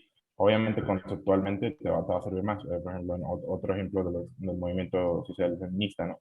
Que muchas veces les dicen, por ejemplo, a nosotros los hombres, que no podemos entenderlo, ¿no? Y muchos hombres se ofenden, pero no, es correcto, es totalmente correcto. Yo no puedo entender, no puedo meterme en la piel, no puedo tener esa última este, experimentación de saber qué significa ser mujer, ¿no? Entonces, ese es el aspecto en donde hay una diferencia ahí conceptual y es muy importante reconocerlo, ¿no? Claro, claro está que si lo entendemos conceptual, pues va a ser mucho más fácil para nosotros, ¿no? Pero no quiere decir que necesariamente podamos nosotros últimamente experimentarlo, ¿no? Eso es más o menos de lo que nos estamos refiriendo aquí. Nada más para hacer eso. Yo quisiera agregar, Harold, y con lo que comenta Fátima, bueno, yo estudié psicología, actualmente estudio desarrollo humano y cosas así, y creo lo vinculo con esto de la lógica y la diapositiva que veíamos con Jorge, que es que, bueno, el conocimiento es cambiante, se van descubriendo nuevas cosas, ¿no? Y lo que voy entendiendo es que a la par, la probabilidad y la lógica en cierto sentido van cambiando, ¿no? O sea, y también aclarar que el ser humano es incognoscible, nunca vamos a acabar de conocerlo, ni fijar estructuras muy rígidas. En el ser humano es difícil, o sea, en las personas es difícil, incluso las posiciones que toma el psicoanálisis o el cognitivo-conductual precisamente al marcar temas tan rígidos en el ser humano, es meterse en camisa de 11 varas, ¿no? Porque desde mi perspectiva, ¿va? Desde otro paradigma, no funcionan así las cosas en el ser humano. Y, Sí, claro. regresando un poquito a lo de la lógica, fíjense que a veces para mí las conductas de los pacientes parecen ilógicas, ¿no? O sea, digo, ¿cómo hizo esto este güey? Lo que estaban diciendo del psicópata, ¿cómo hizo esto? A mí digamos, entra en un terreno moral y digo, chingado, como que no me gusta lo que hizo. Sin embargo, que sea ilógico para mí, no quiere decir que él no tenga una lógica en sus actos, que tiene que ver con 1, 2, 3, 4. Si hace 1, 2, 3, 4, es probable que resulte esto, ¿no? O sea, yo la lógica la estoy como tratando de encaminar hacia cómo es que los demás hacen lo que hacen. Ajá. Hay momentos en los que se repiten, ajá, como bien decían, hay conductas que se repiten, pero hay otras que no y que rompen el esquema. Por eso el ser humano no es amoldable. Las teorías psicoanalíticas, cognitivo-conductuales, yo con todo respeto, son demasiado rígidas, ¿no? Entonces, Con respecto al ser humano, creo que no hay posibilidad de enfrascarlo ni de describirlo completamente debido a los contextos, el cambio y demás. Y vaya esto ahorita con lo de la lógica, con el ejemplo que ponen aquí visual del carrito y de que depende si yo soy el que está observando en la banqueta pasar los carros o voy en uno de los autos. Me queda mucho más claro, ¿no? Pues voy a estar viendo dos cosas diferentes. No soy africano, como decías, Harold, ¿no? El africano está viendo una lógica desde su africaneidad, ¿no? Y yo mi lógica es desde ser latino, con mi lenguaje y con lo que puedo ver, ¿ok? Entonces eso es como lo que voy entendiendo de esta lógica. Sí, de hecho, en futuras discusiones, lo que vamos a ver más es en torno a si la lógica, por ejemplo, una de las que hizo Fátima era, bueno, o sea, como si llegan a converger estas ciencias, estudios, etcétera, ¿no? Pero aquí, fíjate, lo que vamos a ver es la pregunta más bien si la lógica es exactamente igual a la matemática o si es exactamente igual al pensamiento, ¿no? Pero esas son preguntas ya más filosóficas. Entonces, ya después las vamos a ver con calma, ¿no? Y muy Entonces, por mí, interesantes. Gracias, Harold. sí, muy buenas, de hecho. No, sí, esto es justo la discusión que es la que teníamos que tener y por eso los dibujos así, y les doy hincapié que aquí va a surgir el problema. La verdad, qué padre, qué bonito esto. Yo, de verdad, yo no soy psicóloga, yo soy científica. Yo no trabajo con humanos, pero trabajo con células. Sí, entonces, me fascina a mí, la mente humana, me fascina, precisamente por eso, porque somos cambiantes, ¿sí? Pues usamos herramientas para vivir bien, para vivir bonito, ¿sí? Entonces, por ejemplo, yo estoy tomando esa terapia porque pues una prima mía es psicóloga y está casadísima con la terapia cognitivo-conductual, ¿no?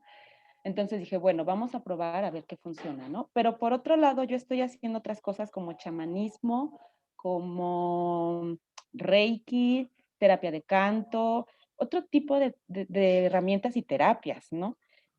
¿Por qué? Porque es un conocimiento general, global, humano, que tú te, ¿cómo te diré? ¿Cómo les diré?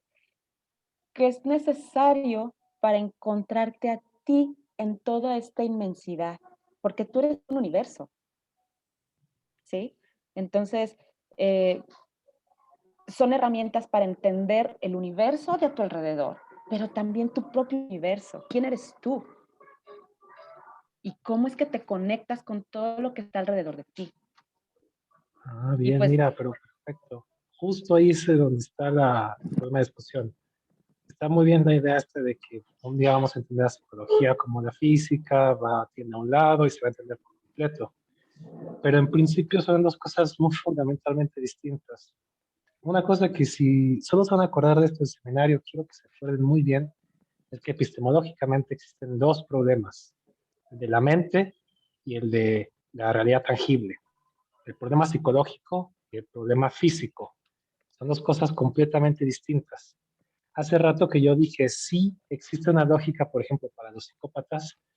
Y bueno, es que estamos hablando de un cierto contexto, entonces presupuse que me entendieron, que dije, bueno, hoy en esta sociedad llamada México, esta historia, ciertos aspectos, va a existir una teoría conductual.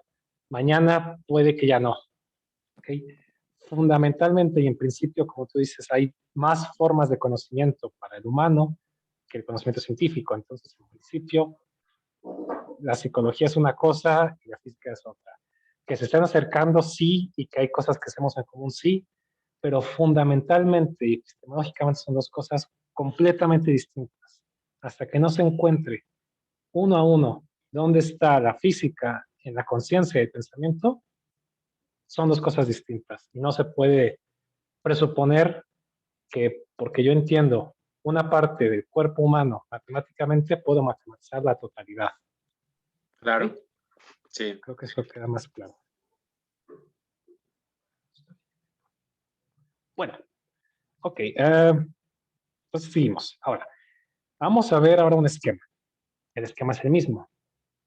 Fíjense que tenemos dos sistemas de referencia, un sistema llamado K, ya K'. Uno se está moviendo con respecto del otro, por eso la flechita.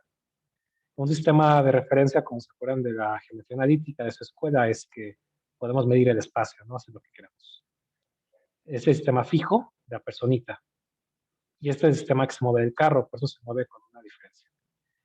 Hay un punto que queremos ver, que es el carro negro. ¿Ok? Por tanto, podemos verlo con dos sistemas coordenados. El sistema coordenado K, que son XY, XY, o el sistema primado, K', XY', K por coordenado en alemán. ¿Ok?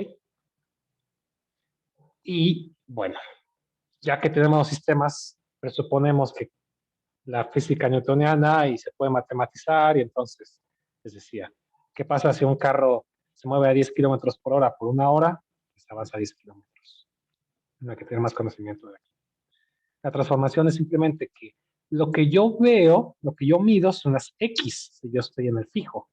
Lo que ve el otro son las X primadas. ¿Cómo pueden darnos los mismos resultados? Muy simple. ¿Qué tanto tiempo pasó a esta velocidad? Aquí. No se movió en Y, no se movió en un Z que saldría del sistema. Esta se llama transformación galileana, porque las hizo Galileo. Este es un problema muy viejo, de qué ve el otro, qué entiende el otro. Desde Galileo que ya se resolvió en cuerpos en movimiento. Si tenemos dos cuerpos que se mueven a una velocidad constante, diferente entre sí, así es como se ven los cálculos. Y se puede ver lo inverso, la transformación galileana inversa, y pues se veía que se mueve en sentido contrario, ¿no? Como vimos en el carro, se ve que va a la derecha uno, pero el otro ve que va a la izquierda. Ok. Por cierto, este es el modo estándar para la relatividad especial. Y como pueden ver, no es mucho más complicado que el dibujo. Bien. Ahora, ya que entendemos lo que es la relatividad galileana, esto funciona muy bien para cuerpos en movimiento. Sin embargo, cuando se descubrió la teoría del electromagnetismo, se llama electrodinámica en alemán y su mejor nombre, porque surge únicamente cuando se mueve. El magnetismo es una teoría cuántica, es muy difícil, no tiene nada que ver con el mundo tangible, a fin de cuentas, es distinta. Entonces, el mejor nombre es electrodinámica. Resultó que esas transformaciones ya no funcionaban. Entonces hubo que encontrar unas nuevas para encontrar un principio más fundamental que el de la transformación mecánica. Y de este modo, Albert Einstein, en un papel llamado Electrodinámica de los cuerpos de movimiento, puso tres postulados, tres axiomas que tomó como verdad. Si esto es verdad, entonces encontramos una consecuencia muy interesante del mundo en el que vivimos. Okay. Y los tres axiomas son, primero, el espacio es isotrópico, o sea, es igual las direcciones. Por ejemplo, si estamos saliendo de un concierto y hay mucha gente saliendo de ahí, es más fácil salir del concierto que entrar al concierto cuando la gente está saliendo. Como que hay una cierta fuerza, hay cosas que nos impiden pasar de un lado a otro. Eso sería anisotrópico. Isotrópico es que da igual cualquier dirección. No es más difícil caminar hacia adelante que caminar hacia atrás, en el espacio-espacio. Entonces, es difícil debatir esto. Luego, dos, el espacio y el tiempo son homogéneos. Y bueno, entonces, el espacio no es que haya más norte, no es que haya más sur, no es que haya más derecha que izquierda. Y el tiempo, pues hoy el día duró 24 horas, mañana va a durar 24 horas, y pasado mañana 24 horas. No va a cambiar la magnitud del tiempo. Si lo quieren ver así como si fuera un espacio inhomogéneo, pues pueden verlo como en México. La capital del país, el centro del país está un poquito en el sur. Entonces, manejar de la costa, del centro de México, que es México, a la costa sur, tomará 6 horas, pero manejar del centro de México al norte tomará tal vez 18 horas. Entonces, en México el norte es más grande, tiene mayor magnitud. En México como país, como Estado-nación, como quieran verlo así, no es homogéneo, existe más norte que sur. Pero por supuesto, en el espacio natural, pues, no es cierto. Es igual. Okay. Y 3, este es el importante. El principio de relatividad universal se mantiene. Todo sistema de referencia inicial es equivalente. En otras palabras, cualquier observador va a medir, va a tener una medición válida. Todos van a medir lo mismo. No importa si nosotros estamos aquí en la Tierra, alguien está en Marte. Las leyes de la física van a ser las mismas aquí en la Tierra que en Marte o en Plutón o donde sea. Por lo tanto, pueden verlo así como cualquier punto de vista es válido. Pero aquí decimos que punto de vista que puede medir el espacio y el tiempo y encontrar la física se llama sistema de referencia inicial. ¿Ok?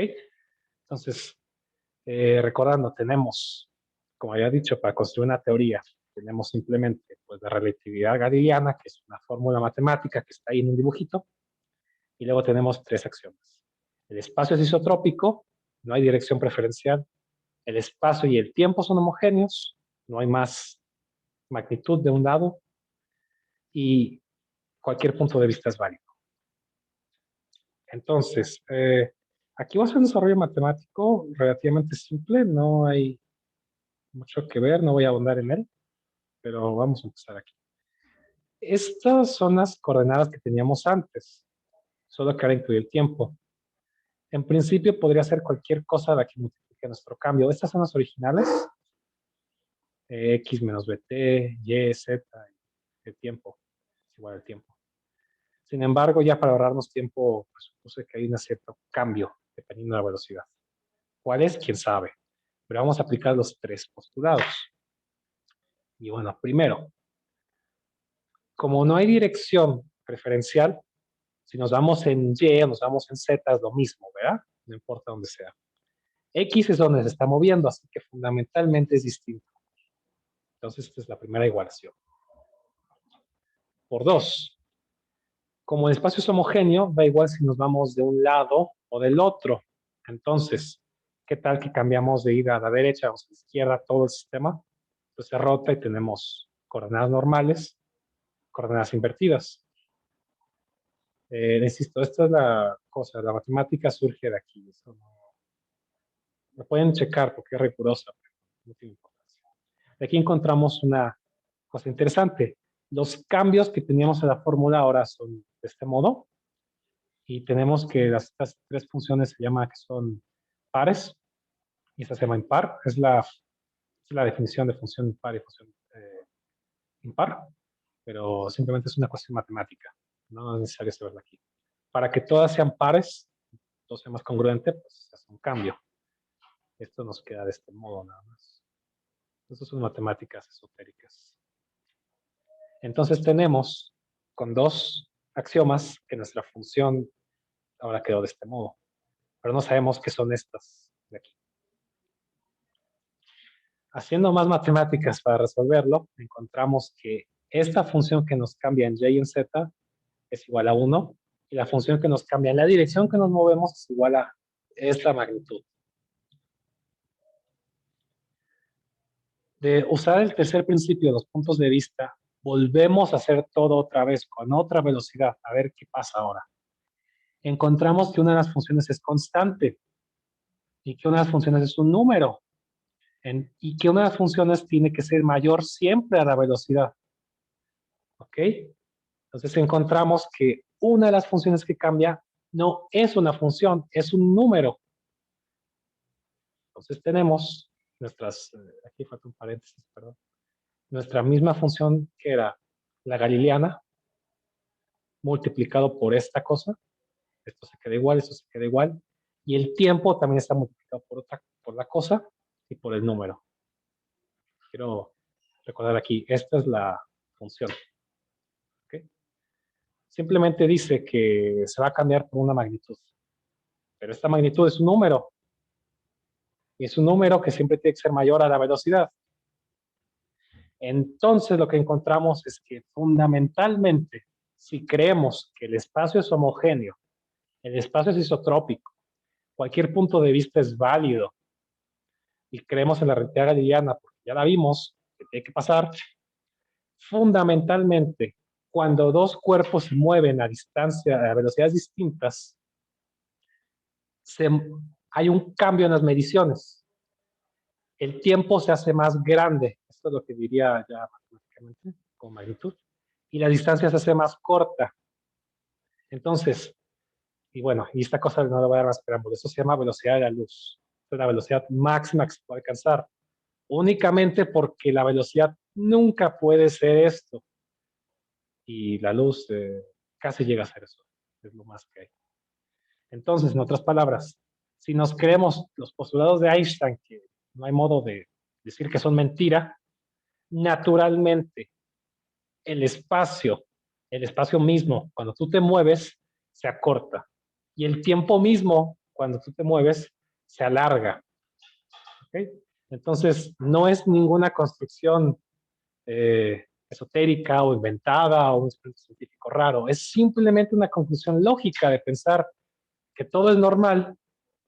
Naturalmente pasan las consecuencias raras de la relatividad. Entonces, no sé si hay un comentario al respecto de esta cosa rara que salió.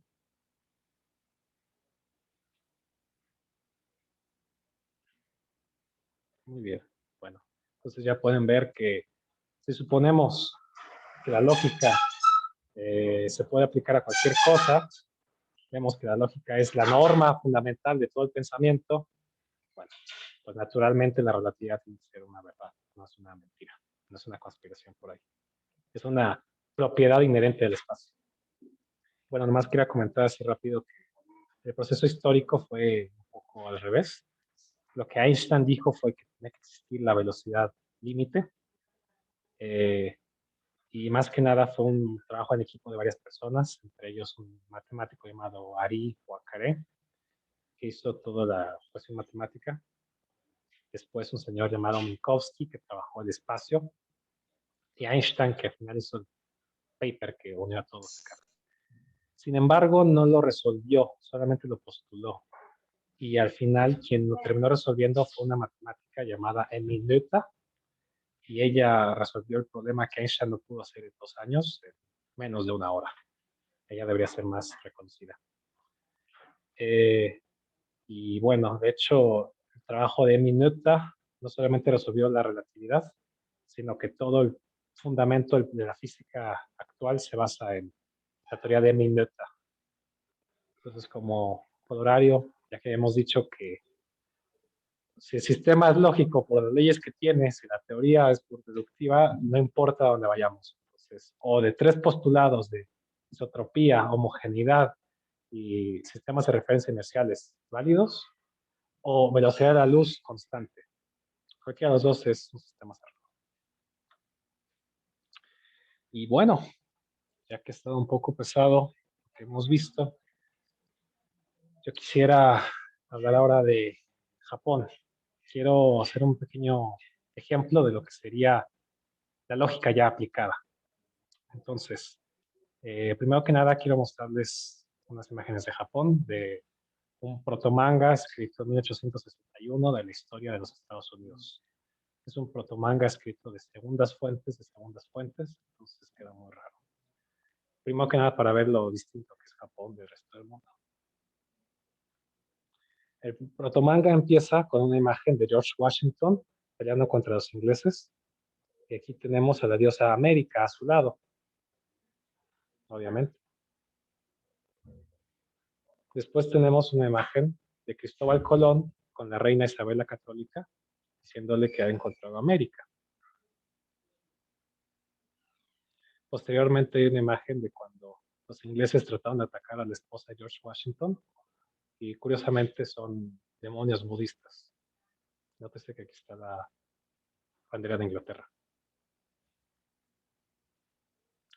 Y luego aquí tenemos una imagen de Benjamin Franklin agarrando un cañón con sus manos, disparando a los ingleses. Aquí tenemos a George Washington peleando contra un tigre. Bueno, más que poner esas imágenes para ver qué tan aislado del mundo se encuentra Japón, qué tan distinto es su manera de ver las cosas. quién sabe en verdad qué habrá pasado en la cabeza de estas personas para escuchar la historia de Estados Unidos, imaginarse este manga. Y ahora, esta es una imagen de diosa Amaterasu, sobre la cual voy a contarles un poco de Japón. Allá en Japón es un mundo muy distinto. La religión no es todo.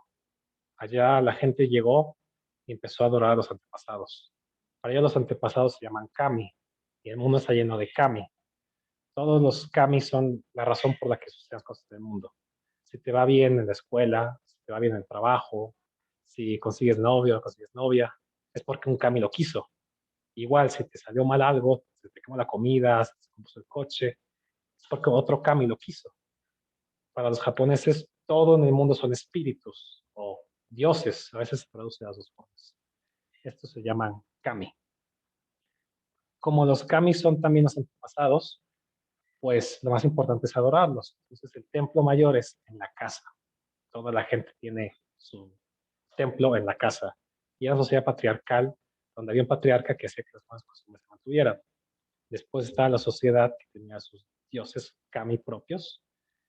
Y si se fijan, si todo lo que haces es porque existe un espíritu que te está diciendo sí, no, y lo haces, pues la gente no podía salir de sus aldeas. Posteriormente, cuando hubo una conquista de una sola familia, sobre todo Japón, los dioses imperiales se impusieron sobre todos. Entonces los kami imperiales se hicieron los kami nacionales. La diosa Amaterasu es la antecesora de todos los emperadores japoneses. Por eso Japón es la tierra del sol naciente, porque la diosa principal de los emperadores es la diosa Amaterasu. Ok, y visto esto, Japón, cuando se encontró con el mundo occidental, se dio cuenta que eran muy poderosos. Habían conquistado a todos los demás países del este de Asia, a Burma, a Malasia, a Indonesia, conquistaron Australia, Nueva Zelanda. ¿Qué sigue? Entonces se encontraron en una posición de mucho miedo. ¿Qué van a hacer? ¿Cuándo nos van a conquistar los europeos? Entonces, con esa visión del mundo, y ya que sabemos un poco lo que es Japón, vamos a tratar de entender cuáles son sus puntos de vista, las cosas. Por cierto, olvidé decir acá que, si se fijan, si todo lo que sucede es porque los dioses tienen que hacer las cosas, el sistema tiene que ser muy rígido. No puedes desviarte en ningún lado. Era tan rígido que incluso si un esposo y una esposa se querían mucho, pues había que romper el matrimonio, porque si se quieren mucho van a romper la orden familiar, van a romper la tradición y se va a destruir pues todo, el culto de los antecesores, que no es todo. Ok, entonces ahora aquí ponemos ejemplos para ver cómo es que de verdad pensamos las personas. Con una tradición tan distinta, ya que está el ejemplo, podemos pensar. Ahora vamos a ver aquí. Este va a ser el primer ejemplo y va a ser más introductorio. Los kami son inmortales, definen cada aspecto de mi vida y de ellos depende cómo voy a vivir cuando yo sea un kami. Yo soy mortal, el pasto, de las flores, los animales son mortales. ¿Qué cosas puedo hacer yo para poder adorar a los kami? Esto será como un razonamiento que habría una persona japonesa. Pongamos esto tiempo Segunda Guerra Mundial, cuando Europa conquistó Asia. Pongámonos en los zapatos. Yo soy un granjero japonés. ¿Qué pregunta me haría? Bueno, así pensamos las personas. ¿Cómo se deben adorar los kami? Pues sabemos, para empezar, los kami son inmortales. Yo soy mortal. Los mortales se pueden reproducir. ¿Cuál sería aquí una conclusión que puedo sacar de esas tres premisas? No sé si a alguien se le ocurre qué puedo sacar de esas tres premisas. No sé. Algo se puede construir con esas tres premisas. ¿Qué se puede sacar? ¿Qué Sí, silogismo? sí se puede construir algo. A ver, los kami son inmortales, yo soy inmortal. Por lo tanto, los kami se pueden reproducir. Oh, no. Ahí está volteada la cosa. Ok. Los kami son inmortales. Sí, Yo ya opino vi que que están al revés. Está bien. Sí, es Sí, que como hice otra cosa. Ok. lo que yo diría es que yo, por ejemplo, no soy kami. Yo no soy kami. El mortal no es kami. Oh, bueno, esa está buena, esa está buena, esa está buena, exacto. Ahí surge una cosa rara. Entonces, ¿por qué no hacemos Kami? Porque sí. Buena contestación. Entonces, ¿quiere decir que si yo no me puedo reproducir, entonces soy inmortal? Mm, no en principio, porque solamente hablamos la mortalidad de los Kami y Nia, no de todos los seres. ¿Ok? ¿Está bien tu razonamiento? Pero estamos hablando de dos puntos en concreto, no de todos los seres. Pero muy buen razonamiento. Oye, Jorge, y cabría la de, bueno, si yo no soy Kami,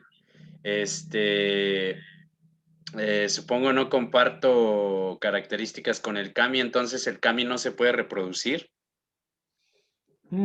Otra vez, ahí está la cosa. Sí, pero ¿qué características? Hay que tener cuidado. En principio no puedo decir si se puede reproducir o no se puede reproducir, ¿verdad? Sí, sí. Es algo que no se puede saber. Ahí va el pensamiento. Muy bien, eso es lo que quería ejecutarlos. Hay cosas que se pueden saber y no se pueden saber. Y esto Al menos no soy Kami, eso lo podríamos decir porque pues, yo soy mortal. eso sí, Ajá, exacto. por lo tanto, no soy Kami. Perfecto, ahí va. Esto es un modus tollens. Perfecto. Hay un razonamiento más complicado aquí y se lo voy a mostrar. Es el silogismo. Por lo tanto, yo debo de reproducirme para dar Eso los está muy Kami para siempre. complicado. O sea, jamás se Sí. me hubiera ocurrido eso. No, el punto es ejercitar el pensamiento. Ojo, esto es el silogismo es complicado. El modus tollens sale primero.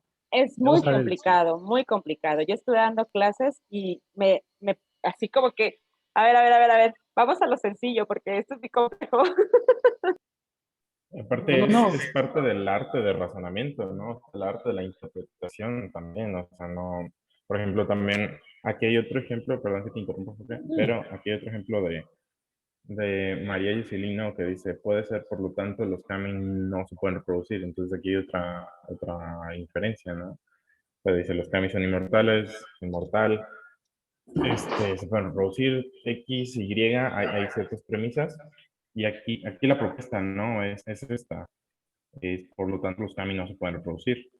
Entonces, fíjate que aquí hay otro tipo de inferencia, pero es como una especie más de arte, ¿no? En donde ya interactúas más con el sentido que tiene lo que estás diciendo y también la estructura hacia qué forma la usas, ¿no?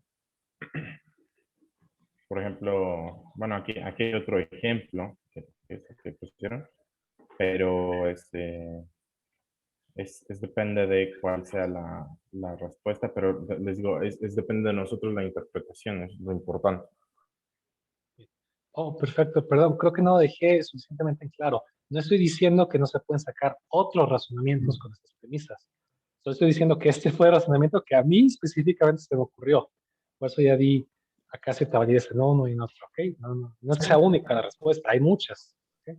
Sí, Oye, y eso Jorge, es lo que habíamos hablado, perdón que los interrumpa, pero es lo que habíamos hablado desde la primera clase.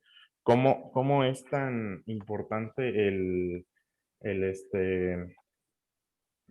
distinguir de lo que es la ley, o sea, de lo que es la estructura abstracta de lo que es nuestra interpretación? Eso es a lo que quiero también referir. Entonces, a nosotros nos compete la interpretación y la aplicación de estas estructuras abstractas, no que estas estén mal o bien, es lo que hemos estado discutiendo, ¿no? Por ejemplo, la premisa, los Kami son inmortales, puede ser verdadera o falsa, ¿verdad? O sea, depende de cuál sea la interpretación. Pero si se lo avientas al aspecto nada más lógico, pues es nada más una premisa y ya. ¿Ok? Eso es lo que queremos hacer como una distinción. Bien. Ahora, ok. Vamos a ir con otro ejemplo. Por cierto, para los japoneses, Japón es la tierra de los dioses y ellos son descendientes de los dioses. Los demás humanos somos animales, entonces no valemos. Esa es la idea nacional de Japón. Por eso son la cultura más xenófoba moderna que existe hoy en día. Bueno, este ejemplo está más largo, pero vamos a ver. Hoy en día Japón ejerce su influencia sobre varias tierras y naciones. Sin embargo, el Japón no es un imperio arcaico. Japón es una democracia moderna, un estado secular donde existe la libertad de culto. La mayor parte de los cristianos habitan en Chosen y se les permite el culto a los antepasados a los habitantes de Taiwán y los habitantes de Japón. Seguimos venerando a nuestros antepasados, sobre todo a los antepasados imperiales.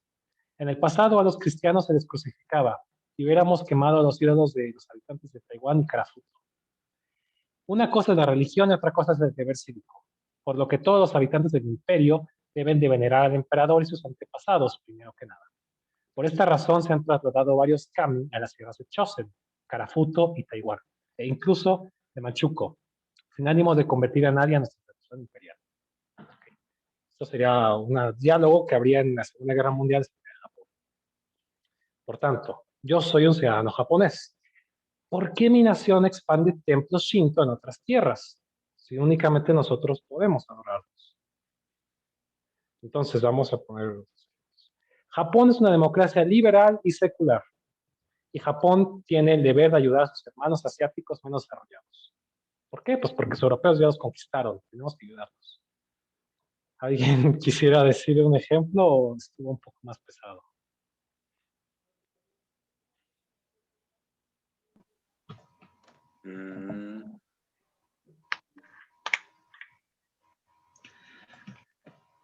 Pues yo podría como deducir que en una democracia liberal y secular se pueden ayudar a hermanos menos desarrollados. Muy bien. Entonces es nuestro deber, ¿verdad? Sí, porque es una democracia liberal y secular en la que estoy. Bien. Esa es la pero justificación.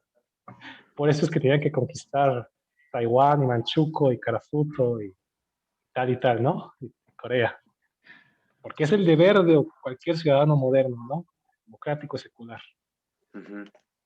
Pero sí, primero que nada están los antepasados imperiales, pues un silogismo aquí que surge sería pues, que Japón debe de gobernar a sus hermanos asiáticos desarrollados, justamente como le habías dicho acá. Ahora, si Japón debe de gobernarlos y el imperio debe mantenerse como un estado de derecho, pues, sus habitantes deben de seguir las reglas del imperio, ¿no? Bueno, por lo tanto, los hermanos asiáticos no desarrollados deben de seguir las reglas del imperio japonés, o sea, seguir la religión imperial. ¿Ok? Creo que se den cuenta de este razonamiento. Pensando que, primero que nada, está el emperador como dogma, sin cuestionarse si es religión o no.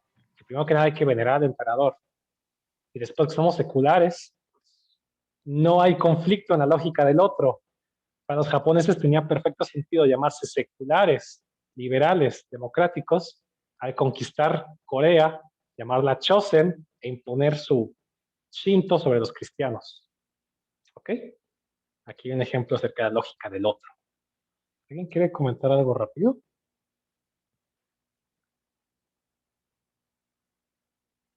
Es que yo le voy encontrando como algunas cositas, mira, y vinculándolo a lo que decía Harold, tal vez yo, no, y lo que dices ahorita, Jorge, ¿no? Yo no me voy a poner a saber si el kami es real o no, si eso dice, sino a partir de lo que me están dando, de las premisas donde dicen que ellos honran a los kamis, yo empiezo a sacar las premisas, ¿no? Y la lógica. O sea, no me voy a entretener tanto en la filosofía, si es verdad o no lo que ellos piensan, sino así es su lógica, ¿no? De alguna manera a lo que me refería hace rato. Si es la lógica de la persona entender que ayudar a sus hermanos asiáticos, apoyar, tiene que ver con la forma de gobierno, ¿no? O sea, lo digo ahorita muy vagamente, pero creo que es sacar las premisas con respecto al contexto, aparte de que yo piense que si es verdad o no el contexto, ¿no? O si me favorece o no, o si estoy de acuerdo o no con la forma de pensar de los japoneses, ¿no? Perfectamente, ese es el punto. Así es como te pones los zapatos del otro y ves que tiene lógica su razonamiento, aunque nos parezca una tontería al principio, ¿no? Sí. Ok, bueno, ahora le voy a seguir con el último ejemplo. Está más corto. El imperio se está expandiendo. Hemos conquistado desde Qingdao hasta Wuhan, y desde el Guadalcanal hasta Burma. Sin embargo, los estadounidenses y los ingleses son muy poderosos y pronto retomarán las conquistas exteriores. Los nuevos santuarios consagrados son vulnerables. Si la derrota es cuestión de tiempo, ¿qué debemos de hacer? Ahora, el punto de vista sería, soy un alto mando del ejército japonés. La pregunta que yo me haría sería, ¿qué hacer ante la conquista extranjera de los templos de la nación? Y aquí pues hay unos silogismos, que son unas premisas que surgen de la pregunta. Ya ahorita tenemos el contexto, surge la pregunta. Insisto, el punto era que hay un cierto pensamiento, se puede sistematizar como una pregunta, la pregunta hay ciertas premisas que ya suponemos. Entonces, las premisas son, los japoneses son hijos de los dioses. Los japoneses tienen el deber de adorar a los kami. Los gaijin van a conquistar los santuarios de los kami. Gaijin son todos aquellos que no son japoneses, o sea, animales, básicamente. De verdad, por eso los japoneses son tan xenofóbicos. Ok. ¿A alguien se le ocurre así rápido? ¿Qué puede surgir de estas tres premisas?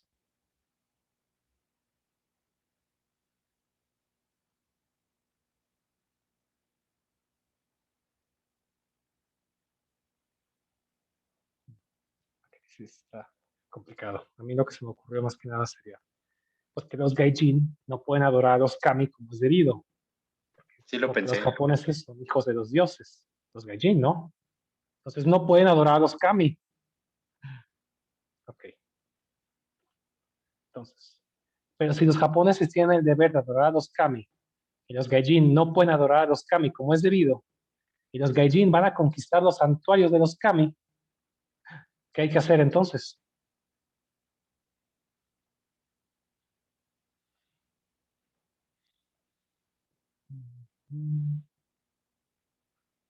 Si no se le ocurre nada así, cosita. Pues los japoneses van a también a conquistar a los gaijin, ¿no? No sé cómo decirlo. Oh, está bien, sí. Pero aquí acuérdate que el punto es que es inminente, que los japoneses van a perder. Entonces, ¿qué hacemos como japoneses si vamos a perder?